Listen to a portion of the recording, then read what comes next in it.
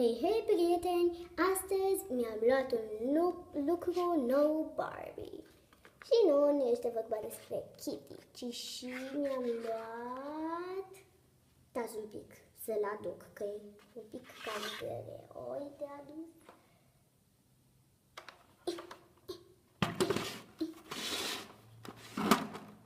Dulapul lui Barbie. Am și eu. Da, dulapul lui Barbie. Acesta este dulapul lui Barbie. Destul de mare. Pe lângă o cupușă Ever After. Micuță.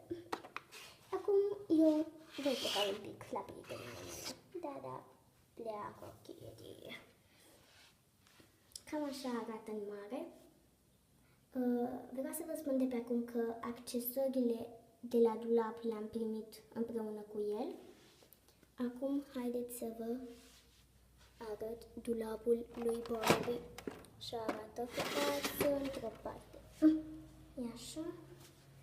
Iar aici, pe spate, este cam așa. Modele. Și aici așa, pe față. Așa. Și sus aici, asta se poate învârti, iar asta se poate trage. Maneta asta poate învârti și învârți asta de aici, dacă învârti ea. Și ăsta trage așa, se trage ăsta, vedeți voi, ăla care se mișcă. Of, Kitty, ai căzut. Bună să vezi, bună. Aici e scrie Barbie, stați un pic. Perfect, nu știu dacă focalizează bine și la voi.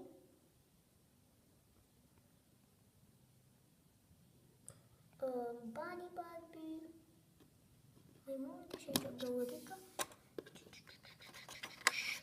De mare, așa. Ușile se pot deschide. Așa. Iar poate uite așa. Cu dulap am primit perechea asta de ghete.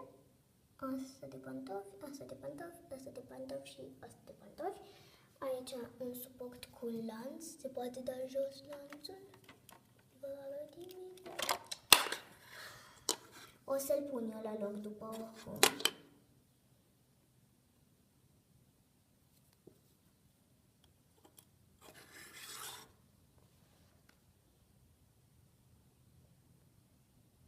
Și alte părcări, denți, mă rog.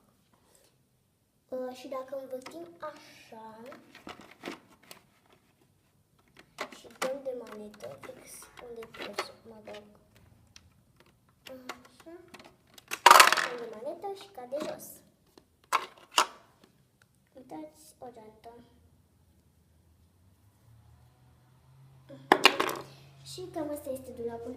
Mă rog, o să pun eu accesoriile după. Nu contează. Kitty, vină încoace să dai dulapul la o parte. Da, bine.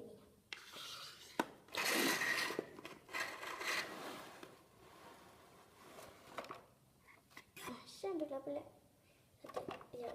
Ok. Și bun, cam atât pentru acest videoclip, dragi prieteni. Dacă vreți să vi-l prezint mai foarte în detaliat, adică, da, scrieți în secțiunea de comentarii, adică să prezint fiecare lucru care am primit la dulap. Spuneți-ne în secțiunea de comentarii și să știți că duminica aceasta voi fi plecat într-o vacanță la mare, într-o excursie, da, adică, da, luni, nu, duminică, așa, bun. Așa că, de fapt, o să postez, dar nu o să pun chiar atunci, pentru că nu știu dacă o să am net acolo. Găsesc eu net pe acolo. Poate vă iau cu mine și în Carrefour de acolo, poate în Cora sau în, mă rog, în mai multe magazine. Vă iau la mare, da? Vă iau cu mine la mare, peste tot, unde plec. Și cam atât pentru acest videoclip. Dacă v-a plăcut, nu uitați să dați un like, comment, share, subscribe și abonați-vă la canalul Antonia Bacio. Pa, pa, prieteni!